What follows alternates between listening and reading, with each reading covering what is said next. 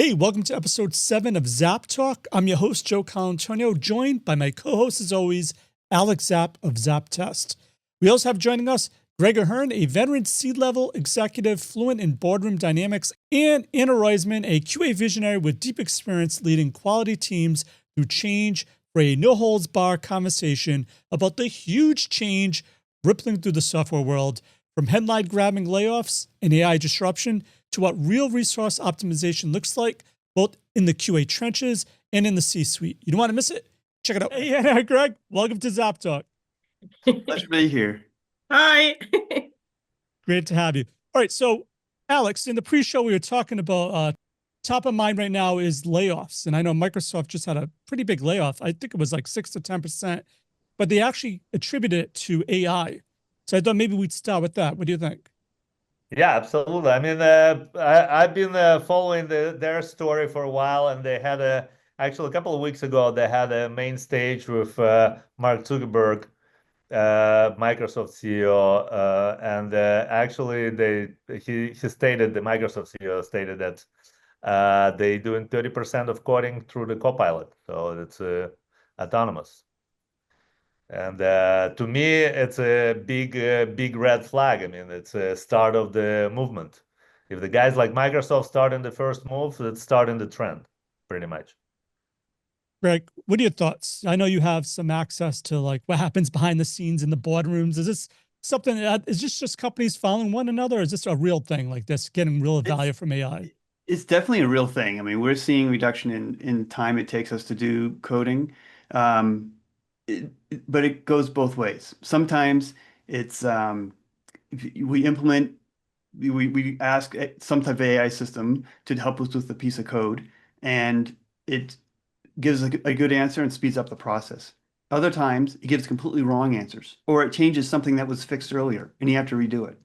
So where I'm going with this is that if you're an experienced engineer and you have, a decade of experience under your belt or more, you know how to code, you see the problems, you can fix it, and you can use it well. If you come into the business, you're, engineer, you're two years in, that's going to be hard because you don't have all the experience of understanding how to fix something.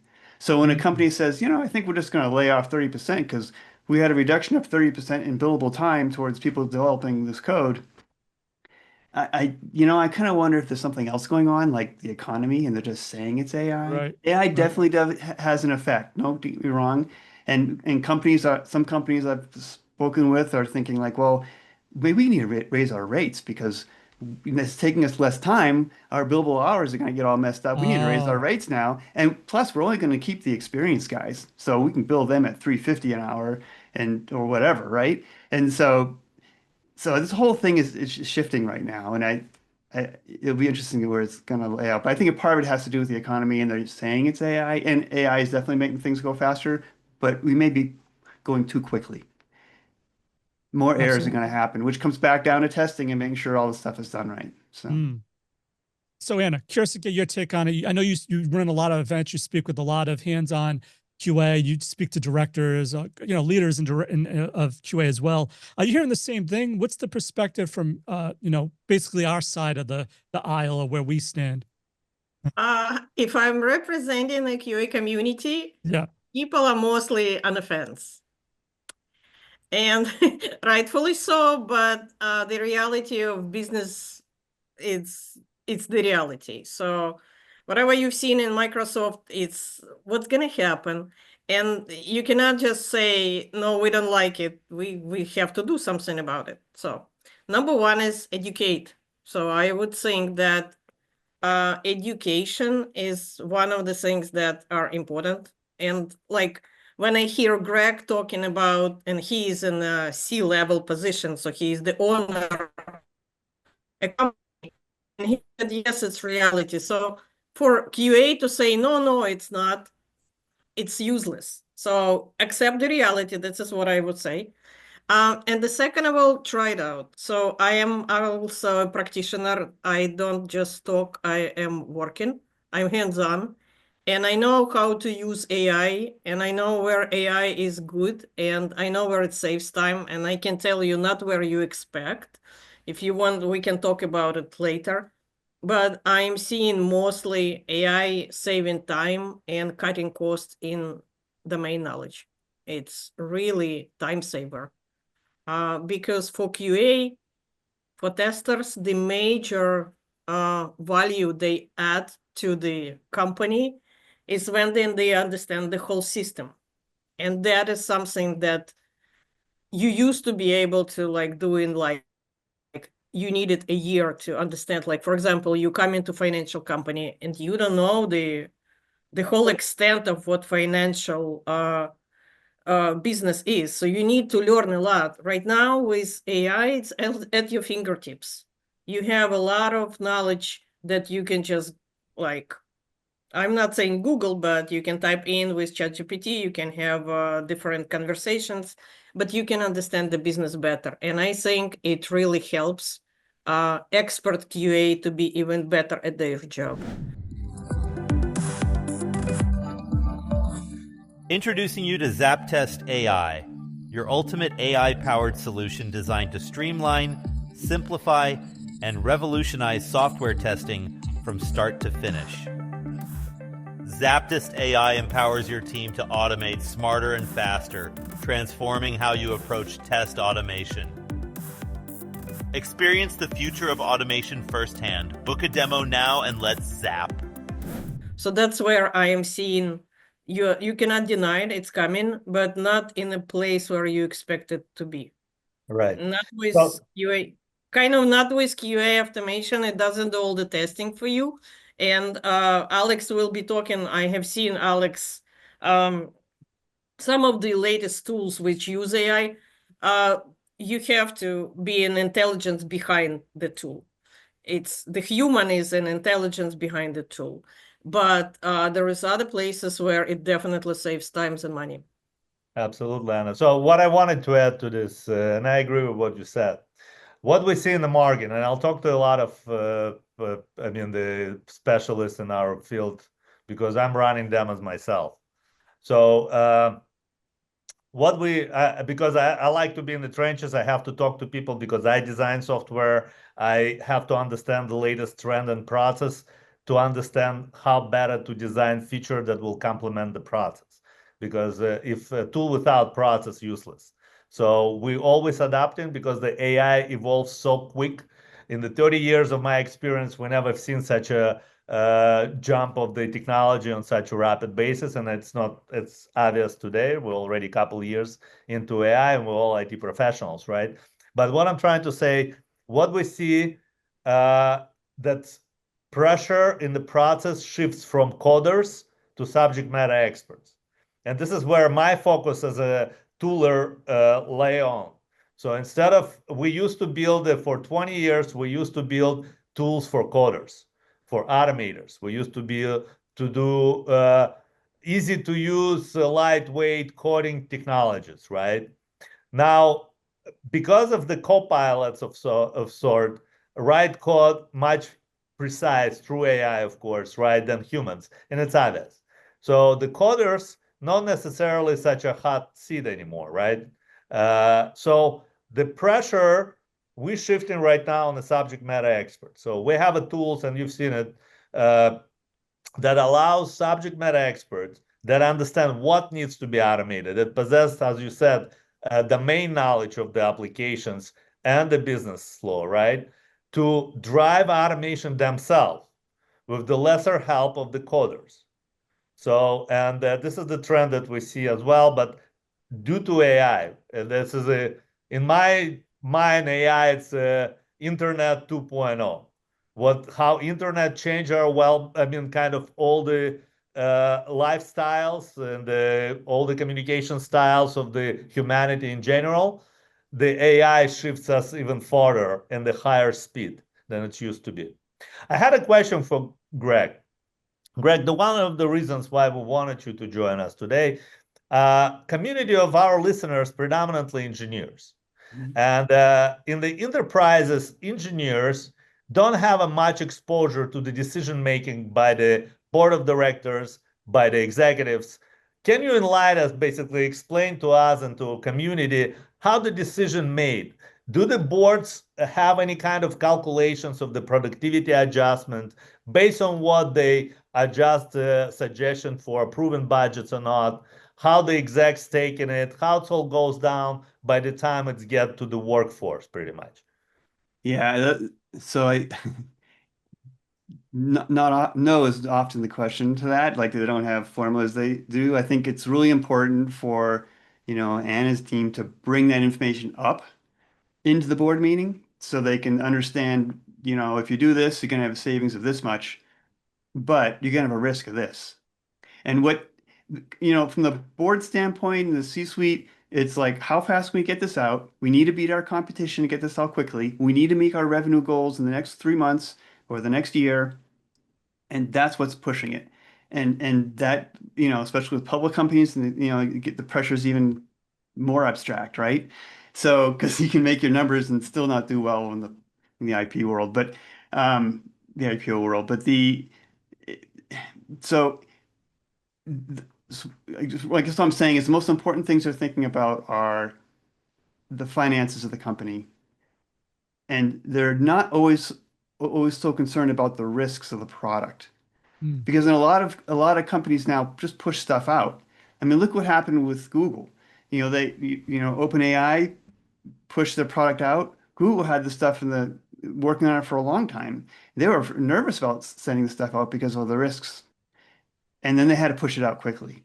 And, they had all these mistakes. And they were kind of a laughing stock of like, you can use glue inside your pizza. And so, that really didn't affect them too much, but it kind of did a little bit. And if you're coming out with a new product, you're a smaller company, or you're a company that's coming out with a product that's going to compete against somebody and it has problems and errors like this, that can really hurt you. But sometimes they don't see that. And so that's the job of everyone else to bring that up to the board and say, yeah, if we do this, we're not going to be SOC compliant. Or if we do this, you're going to have a problem and the software might not work, but that means that the machine the software is controlling is going to cause an accident and deaths. And then we're going to get sued. And that's the risk. And so they need to be aware of those things because they're not thinking that way. I mean, not all companies are like this, but often you see their minds on the goals of, profit. Right. So Anna, how do you communicate to the C-suite then as a QA leader? The story is changing. Definitely. C-suite is more aware of the innovations, and you have to be aware of the innovations in the field to have an intelligence conversations with them as well. And I've seen sometimes the test leadership is lacking that, and they have used their previous numbers and how to communicate, but the things are changing, and you definitely need to adjust your message.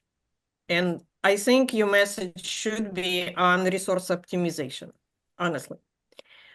So that's a shift in skill sets.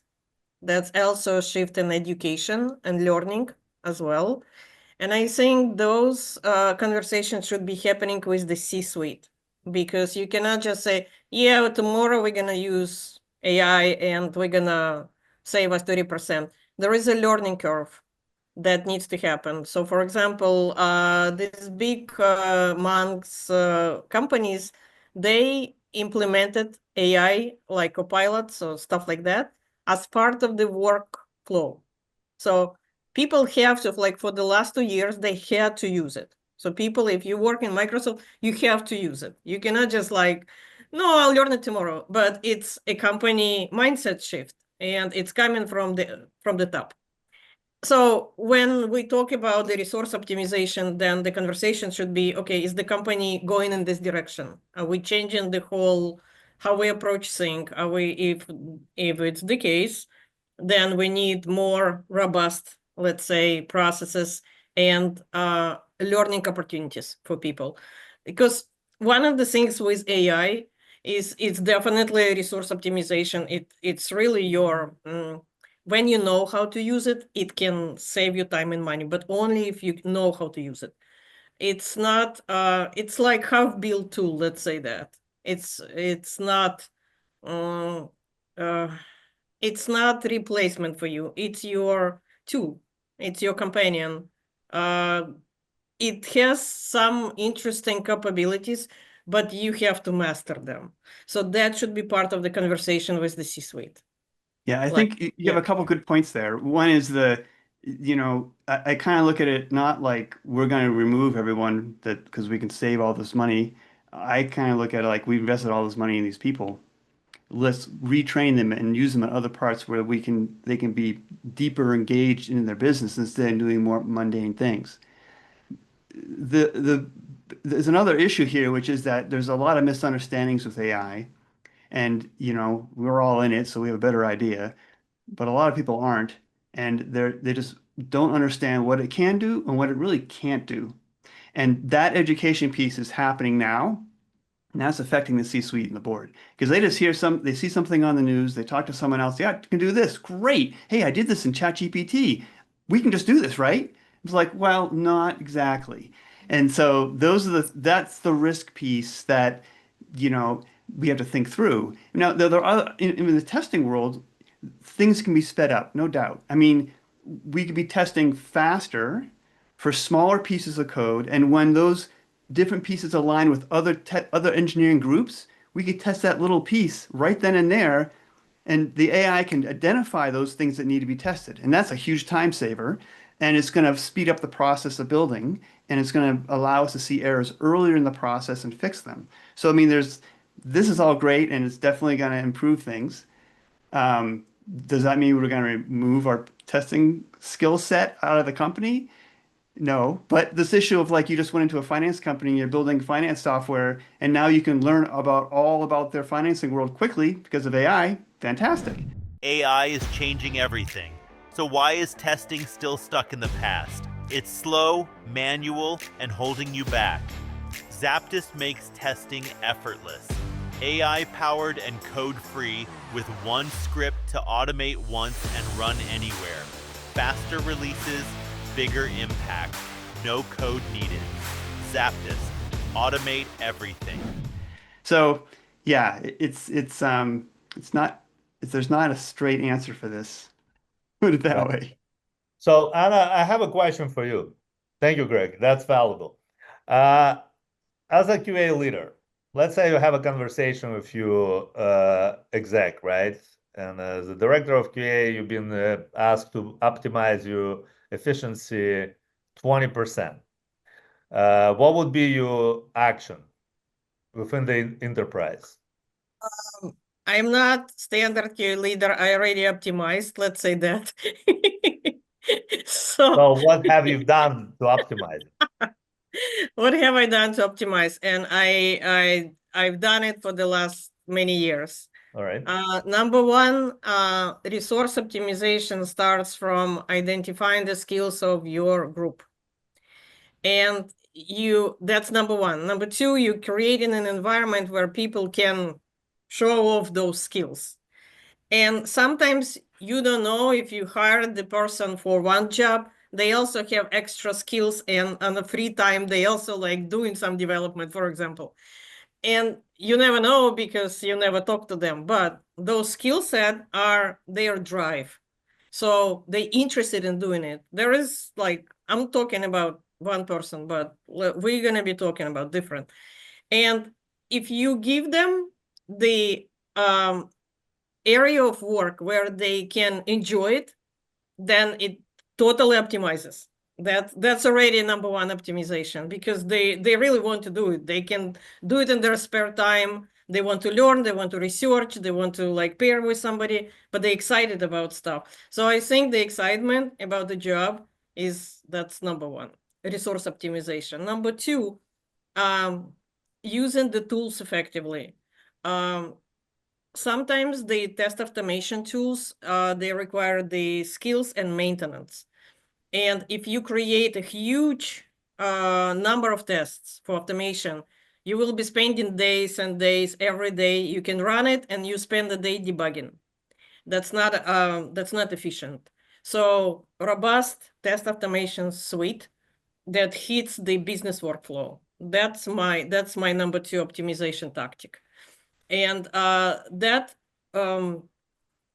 I have a belief that the results of this test needs to be at my fingertips when I need it, because in fact, the QA leadership is a customer of automation. I have seen a lot of companies where they like separate, like automation does one thing, test departments does like different things, and then they like sometimes they talk, sometimes they QA department waits on automation. That's not efficient. So to me, the tool is a resource, and I need the results when I need it at the time I need it.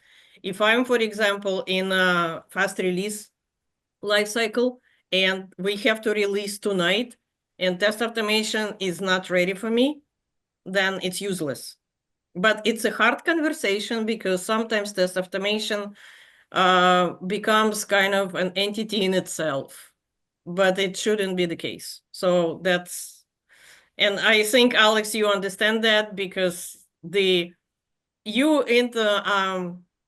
want to give access power to everyone.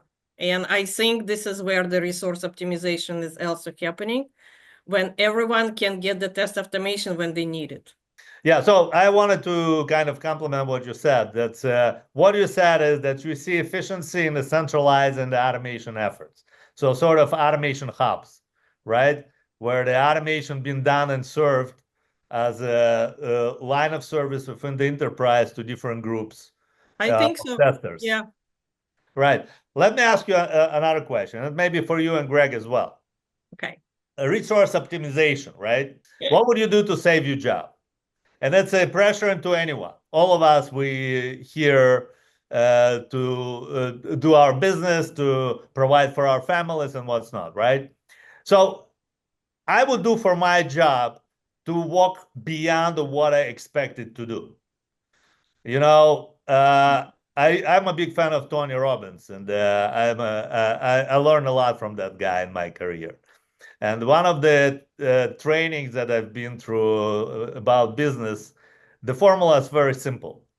You have to charge less and offer more. Make sense? So if you're not in the position to charge less, at least add value to what you do that will quantify in the value that you've been paid for, right? So in this case, if you achieved one phase of automation maturity, why not to offer it to other groups that doesn't have it? Do you guys see it as the same way? Beyond testing. How realistic is that? I want to know what Greg thinks. Like, does the C-suite care? Do they care about this? Or like, what do they? So I was thinking about it a little differently. It's like, well, if this is going to make this is going to make testing faster. I mean, usually, you on the whole product cycle, you come up with the idea, you start prototyping, you build it, you test the markets, blah, blah, you get this thing going, and then you run into this research project that's going to delay, research bug that's going to delay something, and there's some other delays, and now we have to test. Well, we're already behind in launching, and now we got to get the testing done. This is if it's done like this, right? It should be done all throughout the whole process, and now we're late. We were going to launch this thing in January, and it's already spring. And so there's the pressure to get it going. Now, if you can say, well, with this AI, we can increase the testing time or decrease, we can have the testing time faster, then I'm going to think, excellent, now I can launch more products. Because now I can put out more products and more features, and we can test faster and get more stuff out there even faster. That's where I'm going. So it's always constant, more. It's almost like a hamster wheel that testers need to keep up on. Right, but I don't, instead of laying off half the testing department, I would think like, great, it's more now that can work faster, yes, they're more efficient, and if we can keep the same engineers and we can come out with twice as many products. Anna, I'm not gonna get rid of them. Is that possible? At least 30%, right? That's the number everyone's saying. I have I have my reservations. When I've seen testers who want to do more than they need to do. I've seen that a lot. And and to me, that's number one efficiency that I am trying to teach. I'm like, when I'm also a trainer, so I speak at the conferences, and my number one is like, don't do more than you need to. I've seen so many things that, like, tester, they see something that, oh, let's test on all the browser. Let's test all those combinations. And then they feel very attached to that quality, let's say. But sometimes they don't understand the business side of it. For example, you have, and real examples, you had admin application, internal, you have an external client, you have internal clients. And your internal clients are admins, and they have their own products, of course, because they need to monitor, talk with customers. So if you're developing that, you don't need to test on all the browsers, because usually the business say, no, it's only Chrome we're going to be using. We're not using on Edge, just the Chrome. But the tester somehow comes, oh, I have the skill set. I can test on everything. Let me test on Internet Explorer and find all those crazy bugs. And then, and he submits those bugs, and the business said, we don't care.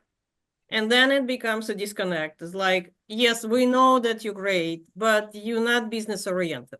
So to me, the efficiency comes in like, be more business oriented, okay? Don't test like, yes, of course, we know that you can test whatever.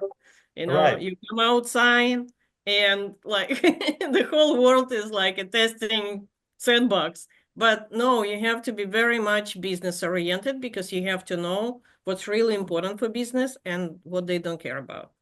Quantity does not equal quality, it sounds like. Quantity does not equal quality. Exactly. Yes. And you have to understand what business cares about.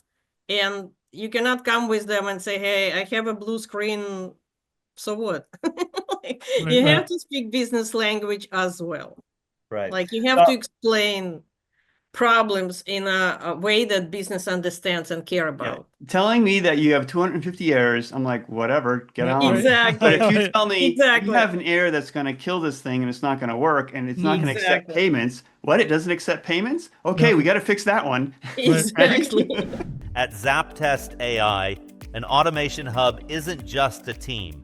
It's a smart center of excellence where experts gather insights, build reusable scripts, and connect teams that once worked in silos.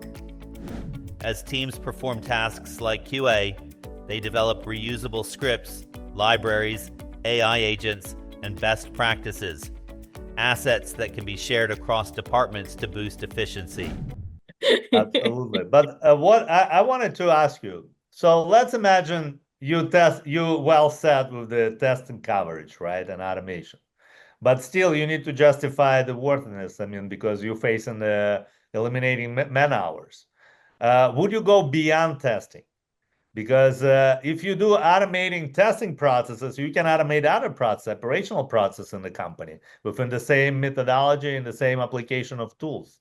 And in many cases, same modules that have been automated for testing can be repurposed for business operation, RPA style.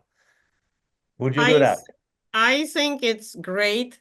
I think it's not that you go beyond. It's you think about business efficiency. So it's not, yes, I understand that maybe you're not hired for that, but yes, you have to think whole picture. And I agree.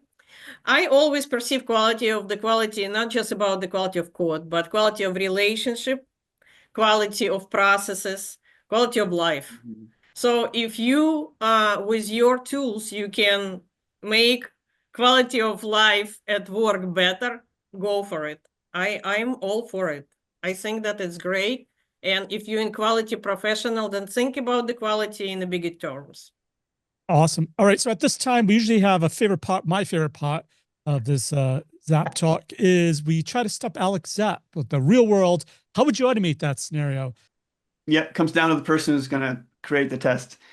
I just can imagine things we haven't thought of yet that we need to test that we didn't know about. If we're talking back to the test methodology, just the ABC of testing, all testing has to be aligned to the requirements. If you have well-established requirements, this is the holy grail of any testing process. Right. Testing without requirements, waste of budget. Makes sense? Right. And that's what I'm saying is people don't understand AI. They might not understand what the requirements are. Well, this is the question for business analysts then. Yeah. We as the testers, we outline the test methodology based on a characteristic, but they have to be prioritized by the requirements, as you said. Does it make sense for us to test it or not? How high the requirement it is, right? Yeah. For business, for tech, for anything. But then we go through the aspects of how we structure the testing. Then where we come to play as a toolers, we do automation. Once the subject matter expert outlined the scenarios, we apply the automation. And in our realm of things, we face a lot of obstacles because we as the automators have to apply it to cross-platform cases. It has to be modularized. It has to be agile in many ways because everybody is shifting left, everybody pushing left. Now is even more so in the era of fast response by artificial intelligence, expectation from decision making and deliverables way much higher than it used to be. Even our reaction as a humans to the answer much more, right? And everybody pushing the shift left like agile. And this type of scenarios, right? So something like that. Greg actually raised great point. What if the people don't understand what AI is? And they may not. So I've seen a lot of like hallucinations. It's not a bug, it's a feature. And no, it's true. This is how I explain AI to people. It's a feature because the AI is autocorrect or maybe on steroids, but it just looks for the next consecutive most appropriate wording, let's say. And it relies on data. So data quality is number one. Number one is data quality, and number two is like you have to restrict the data inputs. You cannot the more garbage you put in, the more garbage you get out. So it's a little bit more holistic. It's not just here is my chat GPT. Oh, let me test it. You probably shouldn't.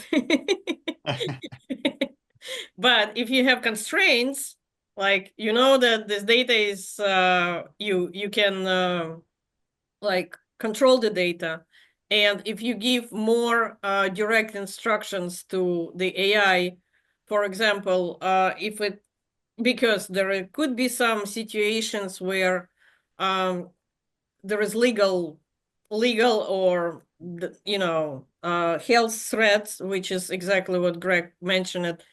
And for example, if you ask, example, you have a employee policy at your job, and the AI bot is implemented who can give you answers, and it gives you incorrect answers, and you looking at this answer, and hey, you're doing something that's legally incorrect. Who's responsible? Obviously, legal department, right? Because you just did something that's legally incorrect. And those little things need to be understood by people who use the AI. And I think the education of those people is my number one, when I approach testing, this is the number one, do you understand what is it that you using? If you do understand, then we can talk about testing it. So these are the risks with incorrect answers. Do you understand the consequences? If you do, let's then talk about the test in it. But I think education comes first. That's how I approach it. Yeah. Greg, where can people learn more about you and any parting words of wisdom? So they can learn more about me on LinkedIn. I have a newsletter called Optimize. So if they go to metrics.com, they can find that information. And parting words of wisdom. Be patient, keep on learning, don't be afraid, and lean forward. Relax, take it easy. Yes, this the technology is on us, but it's not replacing us. Fight for it when you can, but mostly do understand what this new technology is all about. Like, you have to be confident that you know the information well. No hypes. We are testers here. No hype. Don't fall for any emotional upheavals, kind of. Yes, skill set of testers are more important than ever, because even though the development is being replaced by Cursor or Copilot, testing skills are not. And more people need to understand system thinking. Testing mindset is becoming a requirement when you approach something like Gen AI. So I would say the future is bright, and just like fight for it. I forgot to mention, well, one of the biggest pieces of news we didn't cover yet is Zap Party. So maybe before we go, what is Zap Party? I know you're always working on something new and innovative. Maybe a pitch for what this is all about. So at Zap, we believe that in the era that we're facing, where we have a lot of uncertainty, personal relationship and reliability becomes the currency, because you cannot impress by smarts. AI is smarter in many ways. You cannot impress by speed. AI is much faster, right? But what you still have as a humans, and especially as executives, where we have a lesser and lesser room for mistakes, as we expected to provide precise solution in very high speed. It's a personal reliability.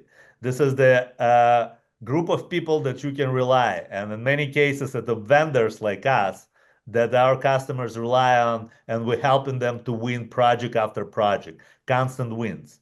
In order to build this network of people, we're starting our legendary parties.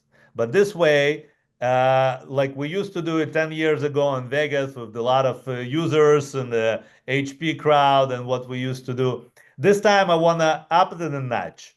I want to push the boundaries, and I want to have a mission educating our realm of people, our professionals and executives, into the art. I grew up on the stage. I've been dancing and singing before I became a fighter, right? So I'm a big fan of performance arts. I play piano myself. I used to sing. So what I'm doing right now, I'm inviting friends.